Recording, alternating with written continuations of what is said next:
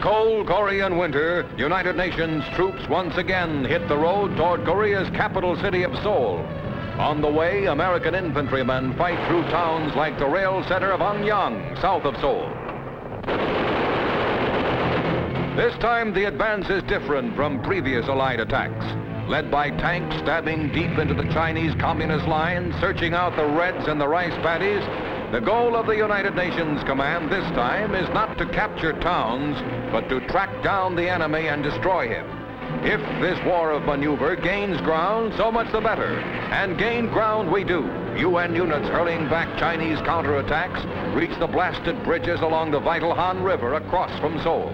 For the fourth time since the war's start, the city of Seoul comes under attack.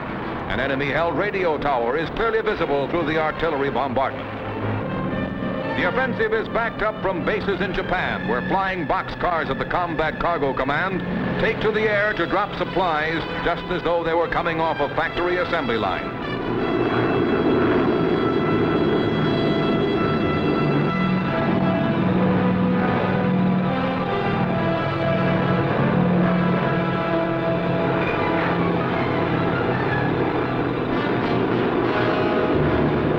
Supplies from the air are playing an increasingly large part as the battle in Korea becomes a war of maneuver.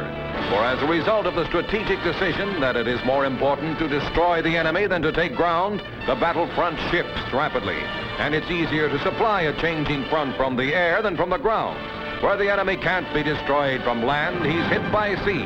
The super dreadnought Missouri, which has been off Korea since early in the campaign, leads a night to dawn naval bombardment.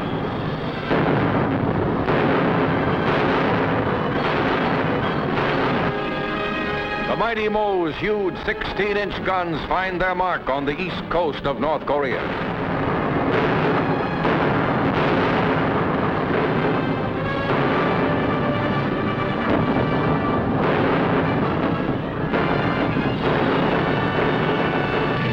Back on the ground, United Nations troops pursue the enemy around the clock and in every kind of weather.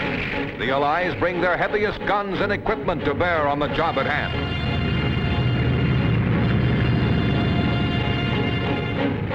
In the assault launched right from the bivouac areas, GIs carry on normal duties almost under the mouths of the cannon.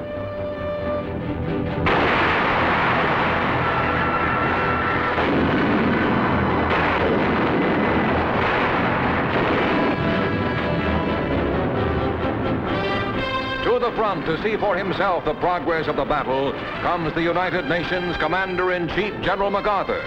He congratulates Allied commanders, including Ralph Monclar, leader of a French battalion, who demoted himself from full general to lieutenant colonel to fight in Korea.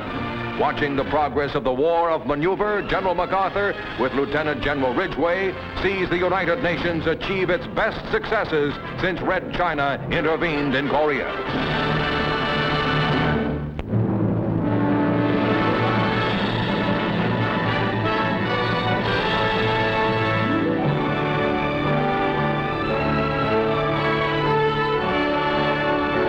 French Premier René Pleven, who flew to New York, arrives in Washington by train, where with Ambassador Henri Bonnet, he is greeted by President Truman and U.S. cabinet members. After 4 days of conferences on mutual problems in the Far East and Europe, American and French officials announce complete agreement, and Pleven's mission is a sweeping success.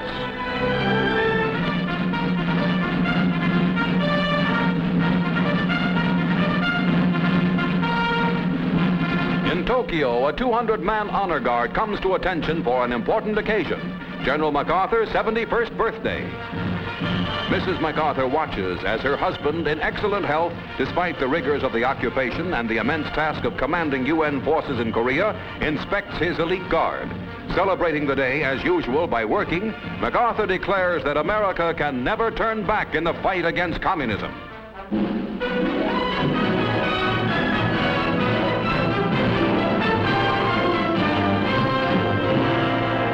Rio de Janeiro, Getulio Vargas, Brazil's chief of state from 1930 to 1945, is hailed by his enthusiastic followers who have this time elected him president in an overwhelming victory at the Free Polls.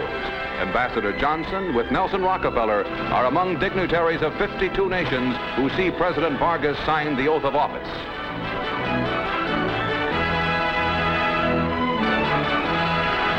Outgoing President General Dutra gives his successor the traditional sash of office as Brazil welcomes Vargas back to his old job.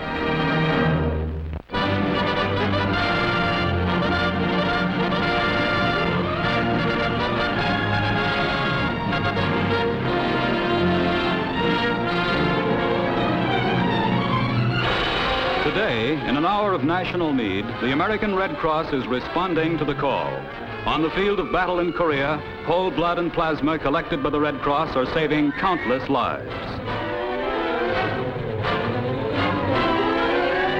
In hundreds of blood centers like this one, the Red Cross collects blood for emergency use in battle or in a disaster at home. Today, most of it goes to Korea, rushed by plane to the armed forces.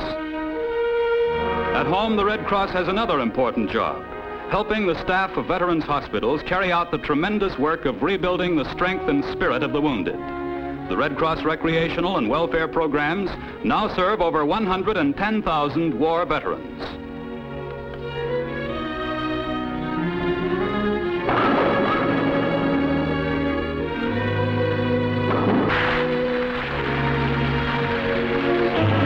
When disaster strikes in any U.S. community, the Red Cross is organized to provide immediate aid to the victims.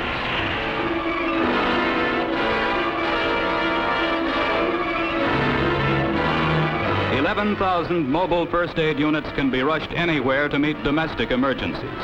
250,000 people receive such Red Cross help each year.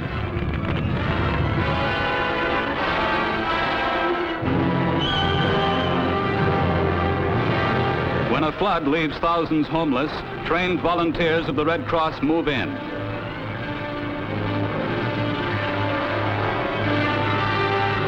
Months after such disasters are no longer news, the Red Cross may still be on hand to help in the rehabilitation of individuals and families. With the threat of an atomic or other attack, the Red Cross takes over a huge responsibility in civil defense. The government has asked the Red Cross to train 20 million people to meet any peril to come. In America's cities, Red Cross classes in every kind of disaster work are training factory, professional, and business workers to care for themselves and others in an emergency. And in small towns and rural areas, millions more are being trained. In the nation's hospitals, the Red Cross is training 100,000 nurses' aides. 750,000 other women are being trained in home nursing. For this young nurse's aide, as for all Americans, the completion of Red Cross training is a moment of pride. United in mercy through the Red Cross, we face a brighter future no matter what may come.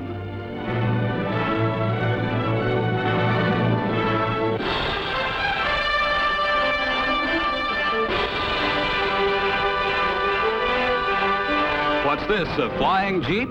No, it's a submarine one. At Marineland, Florida, the Army's jack of all trades goes underwater, and news magazine cameras go along with it. The Jeep's motor breathes through a snorkel snorter extension, whose ingenious valve system keeps water out, but lets air in and releases the exhaust. These tests have a practical purpose. All new Army Jeeps will have waterproof engines and ignition systems to run through water up to their windshields. Trucks, too, go underwater. At nearby Rainbow Springs, Florida, the new Army Ordnance truck, the Rio Eager Beaver, takes to water like a duck. The driver breathes with an underwater lung, and the truck's motor, like the Jeep's, uses the same snorkel snorter arrangement to keep going underwater.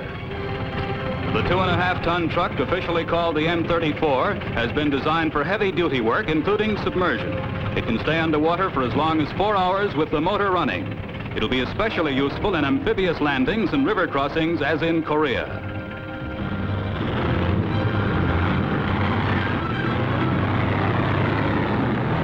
Oops, where'd all that water come from?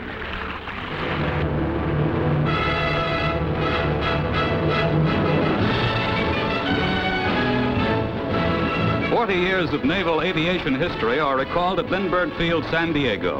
This 1912 Curtiss-type pusher biplane was built by old-time pilot Will D. Parker, who prepares to hazard life and limb. Pilot Parker, like old-time Navy flyers, gets his report on wind conditions. Contact! And he's off. Parker dazzles attending Navy observers by hitting the remarkable speed of 70 miles per hour. Why, someday the Navy may fly the oceans.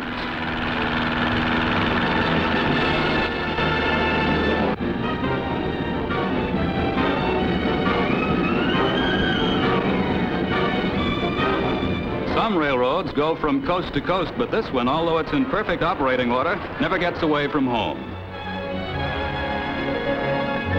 It's the Union Connecting Railroad, probably the largest zero-gauge model railroad in the world. The UCRR is owned and operated by the New York Society of Model Engineers. The society includes doctors, lawyers, advertising men, almost everybody except railroad men. They've been working on this system for 25 years, and they don't call it finished yet.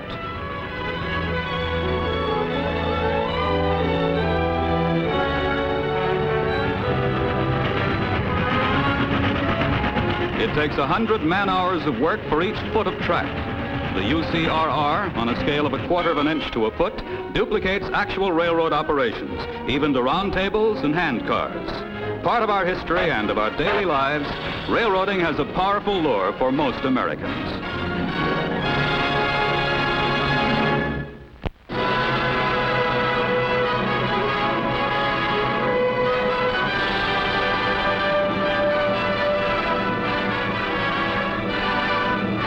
President Truman comes to Philadelphia to dedicate the Chapel of the Four Chaplains inside Philadelphia's Baptist Temple, a memorial to 4 heroic men of God, 2 Protestant ministers, a Catholic priest, and a Jewish rabbi.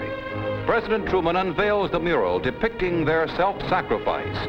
8 years ago, when the troop ship Dorchester was torpedoed off Greenland, all 4 chaplains gave their life belts to others and went down with the ship. 10,000 Americans contributed to the chapel.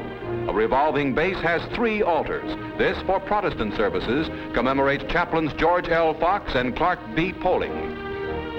This, for Catholic services, commemorates Father John P. Washington.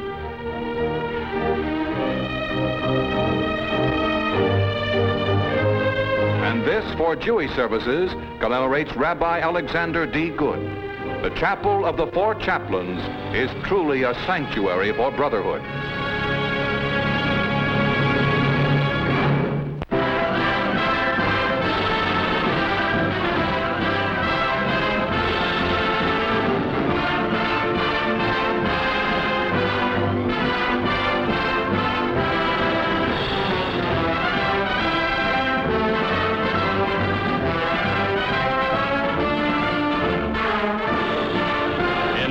Square Garden, America's best milers compete in the Baxter Mile of the New York Athletic Club games. The crowd's eyes are on 23-year-old Don Gehrman of Wisconsin. Gehrman, here moving up to first place, has won 37 straight victories over his old rival FBI agent Fred Wilt and all other opponents in this grueling distance. With 4 laps to go, the race falls into the familiar but thrilling pattern of Gehrman first, Wilt second.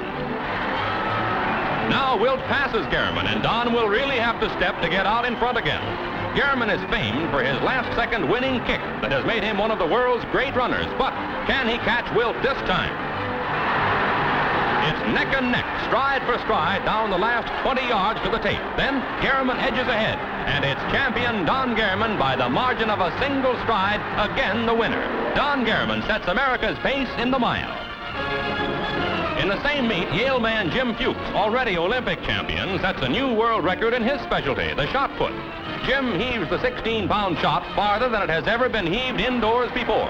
The judges set the mark at 58 feet, 3½ inches. Jim Fuchs, greatest shot putter in track and field history. The Reverend Robert Richards, an ordained minister of Laverne, California, has long aspired to be the second human being to pole vault past the magic height of 15 feet. Here, a year ago, he thought he had made it, but by error, the bar was ½ an inch short. Now, in this year's Millrose Games, Richards aims at 15 feet once again. He's over. The bar quivers, but stays put. Richards, successful after 2 years of tireless trying, bounces into the air in triumph.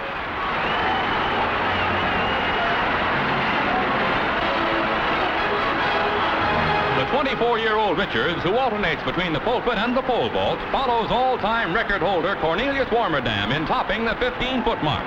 final measurement pegs his leap at 15 feet 1 inch. The Reverend Robert Richards joins the roster of America's track champions.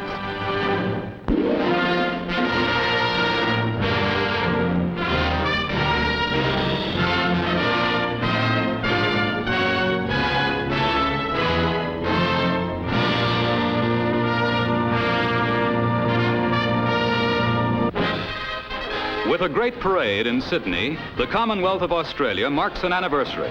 50 years of dramatic progress since a half-dozen separate colonies joined together in 1901 to form a new nation. Captain Cook, commemorated in this float, claimed this continent for Britain in 1770. Australia has never stopped growing at home or in its worldwide influence on the side of freedom. Australia, with a population today of 8 million, is nearly 3 million square miles in area, just slightly smaller than the continental United States. Australia's first settlers landing during the American Revolution found their new land full of surprises, like the cuddly koala bear, now protected by the government. And the destructive flying fox. Australia's native animals had developed uniquely in the isolation of their continent. Almost a symbol of Australia is the kangaroo. As big as a man, it runs in leaps of up to 20 feet at 40 miles per hour. The Australian countryside, in many places rich and fertile, has today become one of the world's great grazing grounds. Its huge herds of cattle make Australia a leading world producer of meat and dairy products.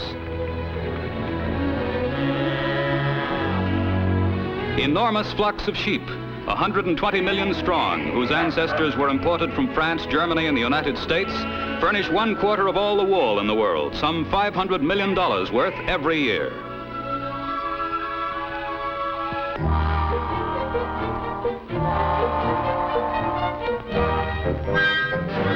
Sydney, Australia's largest city, a modern metropolis of 1.5 million, is the site of what Australians call the greatest fair on earth. And it might be, with its 1.25 million visitors, its vast exhibits, its enthusiastic junior farmers like America's 4-H groups, and its magnificently bred animals of every kind. When democracy was threatened in 2 world wars, Australia responded without hesitation. Australians flocked to the colors from all over their continent in 1939 to join Britain and France against Nazi Germany.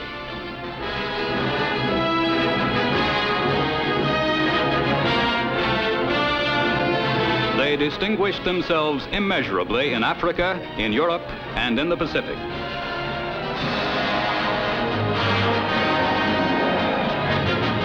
After Japan attacked Pearl Harbor, seized the Philippines and Singapore, Australia became a vast base for American troops as the 2 nations joined forces to defeat the common enemy.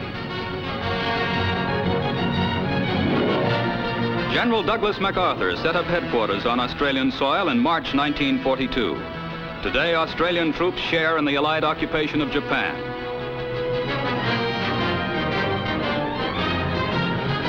When the war in Korea began, Australia's Prime Minister Menzies flew to Washington to pledge aid to the UN and the US. Aussie air squadrons went into action in Korea only a few days after America's and were followed by naval and ground units. A great Australian air hero, Wing Commander Spence, was decorated by America's General Stratemeyer. Later, he was killed in action in Korea. Australia's capital is the new and beautiful city of Canberra. Like Washington, D.C., it's a federal territory. The city was designed by an American, Walter Burley Griffin. Australia's parliament, patterned after Britain's and America's, is composed of senators and representatives elected by popular vote. Members of opposing parties sit on opposite sides of the chamber. Education in Australia is free and compulsory, with private and religious schools supplementing public institutions, as in our own country. These are the children of a democracy. Their fathers are clerks, storekeepers, government workers, farmers, businessmen of Australia. They're a lot like us. Like American youth, they love sports. Cricket, rugby, and Australia's own brand of football are their favorites.